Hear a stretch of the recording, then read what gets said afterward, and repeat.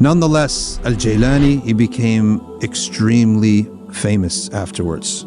Despite his poverty, he became so famous. Kings, princes, generals, they would all come to that khanqah, became world famous in the Ummah. They'd all have to go see Abdul Qadir Jilani. Bismillah ar-Rahman ar-Rahim. Alhamdulillah wa salatu wa salamu ala Rasulillah. Welcome back to the Stories of the Awliya, this Ramadan series, and we continue with the stories of Abdul Qadir al-Jilani. I could read these stories forever and go on and just start all over again. I'm not even giving you all of them. From Siyar A'lam al-Nubala by al-Dhahabi, and he's not the only biographer. A lot of biographers for al-Jilani. And keep in mind, al-Jilani, from all the people of Tasawwuf, you hardly find any of the people who go astray and talk crazy doctrines ever using him. There was no one more orthodox than him. And that's why they can't use his words, his books, for any of their deviations. So let's take a look. And we're talking about some of these mystic spiritualists. They want to take from Rumi this, right? Or from Ibn Arabi's books. They never go into Jilani for that, if you notice that. In any event, let's continue. Jilani sought the qutb. And what is the qutb? It's said that he's like, the qutb is the pole of a tent. You have a tent and you put the pole up, and that a qutb is symbolic to this is the one the upon whom right now he's holding us all up. Essentially, that's the idea of the qutb. ثم بعد مدة قدم رجل من همدان يقال له يوسف الهمداني. A man came from Hamadan in Persia, who they called Yusuf al-Hamadani. وكان يقال إنه القطب. It's said that he was the qutb. ونزل في رباط فمشيت إليه. So I went to him. فلم أره. I didn't see him. I couldn't find him. وقيل لي هو في السرداب. They said to him, they said he's in a sirdab. فنزلت إليه, like in a cave. I went to him. فلما رآني قام. When he saw me, he got up and he gave me a place to sit. All right. ففرشني وذكر لي جميع أحوالي, and he talked to me about myself. He told me about myself. And he solved some problems that were on my mind. ثم قال لي أتتكلم على الناس. He says, do you get up and preach? قلت يا سيدي أنا رجل أعجمي. أعجمي قح. I'm a complete foreigner. I have an accent. Abdul Qadir al-Jilani was أعجمي. He spoke Arabic with a little accent. He's Persian. So, أنا أعجمي قح. I'm a pure foreigner, Persian. كيف أتكلم على فصحاء بغداد? How can I speak to these elite, eloquent people of Baghdad? Imagine a man, let's say from Brooklyn, and he's going to Cambridge, England, right? How's he going to be a lecturer? Yeah. فقال لي أنت حفظت الفقه. You memorize fiqh, you memorize usul, you memorize the difference of opinions, you know nahu, you know language, you know tafsir. It's not right for you not to speak. لا يصلح لك أن لا تتكلم. Okay? It's not right for you not to speak. اصعد على الكرسي وتكلم. Get up onto the chair. In the masajid, they used to have a pole and they have a chair and everyone sits around him. Sit on those chairs and start giving speeches. Okay? Start giving da'wah. فإني أرى فيك عذقا سيصير نخلة. I see that you're a seed, you're going to be a huge palm tree that everyone's going to benefit from. And the nakhla, the palm tree, is the example the Prophet gave of the most beneficial tree, is the nakhla. So Al-Jilani didn't want to speak, but when teaching, it's not about you deciding, it's about your elders, your teachers deciding. And if everybody hesitated to teach because they feared for their deen, that's good for them, but their teachers have to push them, because otherwise no one's going to benefit. Everyone's simply going to be quiet, trying to be humble. And if that knowledge stays with you, it just dies with you. So it needs to come out. But Al-Jilani's beauty of Al-Jilani is that teaching is not the only thing he did. There was something else that Al-Jilani loved more than anything else. What was the most beloved good deed to Al-Jilani? And some say he's the first to come up with this concept. He had the Hanbali school where he taught, and he lived almost attached to it. He had a house and a room attached to it. He'd come out and he spent all his time teaching, and he had other teachers and the students all lived there. But what else did he have? فَتَّشْتُ الْأَعْمَالَ كُلَّهَا. I examined all deeds. فَمَا وَجَدْتُ فِيهَا أَفْضَلَ مِنْ إِطْعَامِ الطَّعَامِ. I didn't find any deed better than feeding food to people. أود لو أن الدنيا بيدي. I wish all the dunya was in my hand. فأطعمها الجياع. Then I'll feed all the hungry people. So he loved, لو جاءني 1000 دينار لم أبيتها. If I got 1,000 gold coins, the dinar is gold, the dirham is silver. It wouldn't stay with me overnight. وكان إذا جاءه أحد بذهب يقول ضعه تحت السجادة. He said anyone who came with gold, he said go put it under that rug. That's going to the poor. He didn't spend the night. It's going straight to the poor in the form of food. And that's what he loved most. So he may be the forefather of the idea of the soup kitchen attached to the zawiyah. So he had the madrasa, the khanqa. It's a school. It's a place of his speeches and his where they did the adhkar, but it's also his soup kitchen. And the poor came to eat from him, and he may be the forefather of that. Combining the two, ilm, adhkar, more ilm, adhkar, then public speeches, and the soup kitchen. Not just knowledge, not just dhikr, not just public speaking, and add to that the soup kitchens. And we know that in the Ottoman lands, this is what spread Islam. This idea in India, Mu'inuddin al-Chishti was famous. Hundreds and thousands of people between entered Islam or made tawbah at his hands. All because he combined the two, just like Al-Jilani. It was a soup kitchen.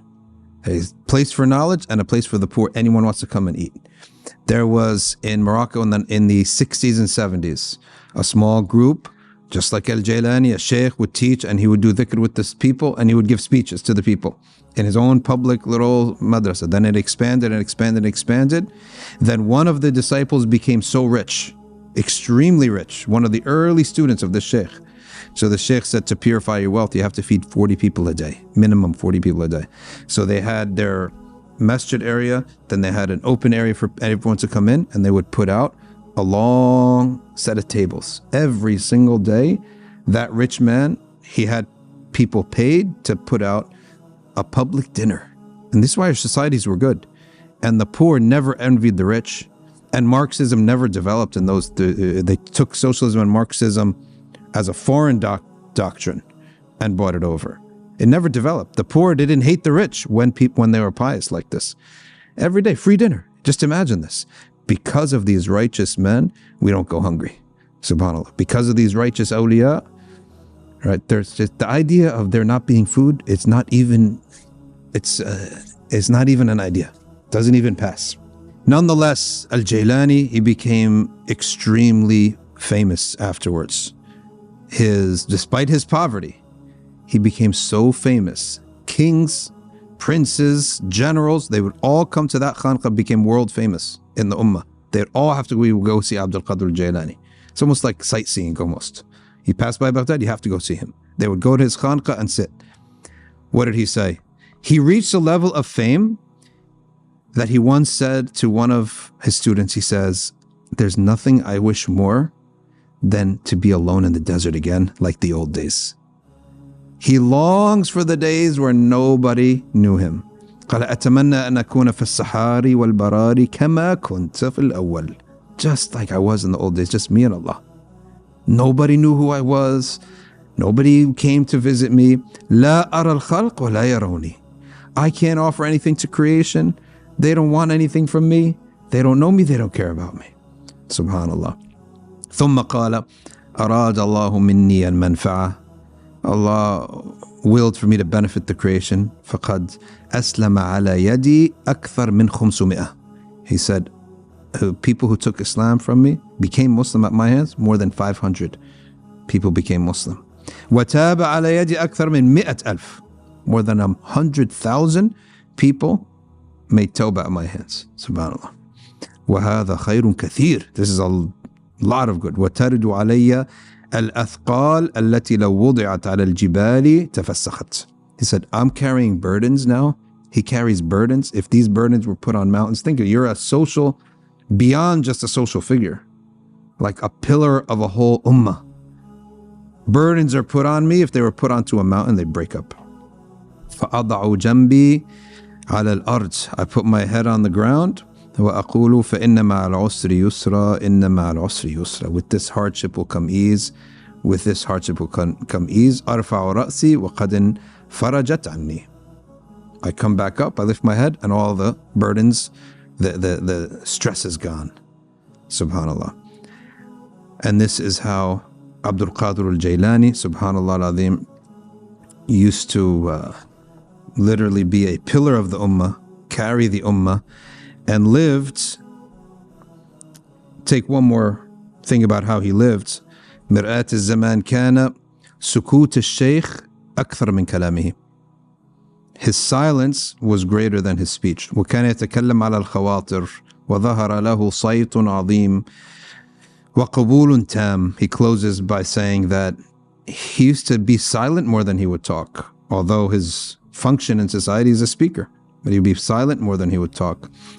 And his biggest karama was he would speak about people's thoughts. In other words, you're thinking about something, in his speech he says it.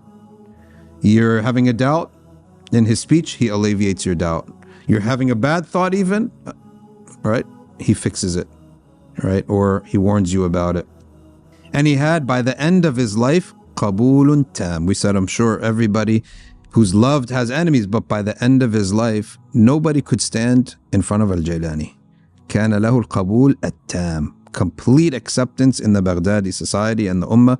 وما كان يخرج من مدرسته إلا يوم الجمعة. At the end of his life, he'd stay in his ribat, his school, his masjid, except for Jummah, because in those schools they don't pray Jummah. Pray Jummah in the big mosque. تاب على يده معظم أهل بغداد. The majority of Baghdad were touched by his preaching and repented at his hands. The entire majority of the city. This is at a time when he came and he couldn't even afford bread. There was a time he could not even afford food. And there was a bread maker who told him, eat. He's like so skinny. He said, eat. When you get money, then pay me back. وأسلم خلق كثير وكان يصدع بالحق على المنبر وكان له كرامات ظاهرة. And the last thing that he will take one of his wisdoms. Al-Jubba'i says that Abdul Qadir says, Al-Khalqu hijabuk an nafsik. The creation will veil you from your own self. In other words, you cannot even assess your own self because you're preoccupied with the creation. You'll have things about yourself, you don't even know them because you're preoccupied with the creation.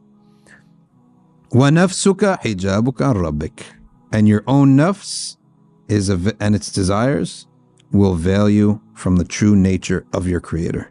وصلى الله وبارك على سيدنا محمد وعلى آله وصحبه وسلم. I hope that everyone benefited and enjoyed this Ramadan series on the stories of the awliya. May Allah Ta'ala resurrect us amongst them and let us live and die upon their memory and upon their dhikr and trying to imitate them. As the saying says, مَن تَشَبَّهَ بِقَوْمٍ فَهُوَ مِنْهُمْ. As the Prophet ﷺ said, whoever tries to be like a people, then he may count as one of them. And tashabbuh and trying to imitate the people of success itself is a form of success.